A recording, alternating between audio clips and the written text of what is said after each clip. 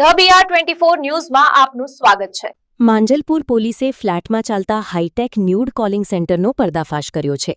પોલીસના જણાવ્યા અનુસાર સ્ટ્રીપ ચેટ એપના માધ્યમથી યુવતીઓને બોલાવી ઓનલાઈન ન્યૂડ કોલ કરાવવામાં આવતા હતા। આ મામલે પોલીસે ટેકનોલોજીનો દુરુપયોગ કરનાર મુખ્ય આરોપી મનીષ પઢિયારની સ્થળ પરથી અટકાયત કરી છે।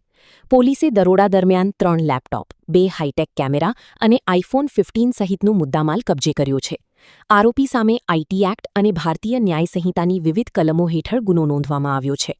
પોલીસે તમામ ઇલેક્ટ્રોનિક સાધનો જપ્ત કરી ડિજિટલ પુરાવાના આધારે વધુ તપાસ હાથ ધરી છે।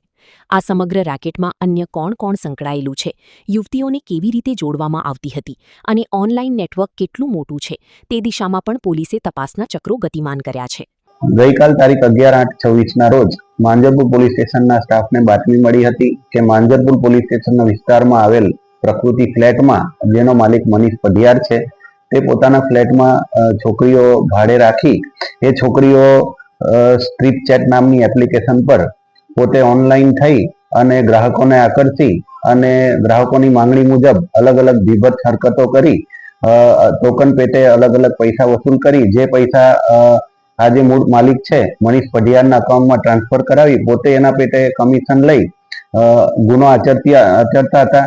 જે બાબતે માંજલપુર પોલીસ સ્ટેશનને મળેલ બાતમી આધારે આ જે પઢિયાર છે મનીષ તેમના વિરુદ્ધ ઇમોરલ ટ્રાફિક એક્ટ તેમજ બીએનએસની અલગ અલગ કલમ હેઠળ હાલ ગુનો રજીસ્ટર કરવામાં આવ્યો છે।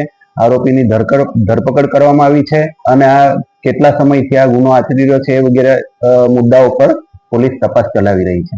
હાલમાં કુલ 1 આરોપીની ધરપકડ કરવામાં આવી છે અને એની જોડે કોણ બીજી યુવતીઓ ભોગ બનનાર છે એની પણ પોલીસ તપાસ ચલાવી રહી છે।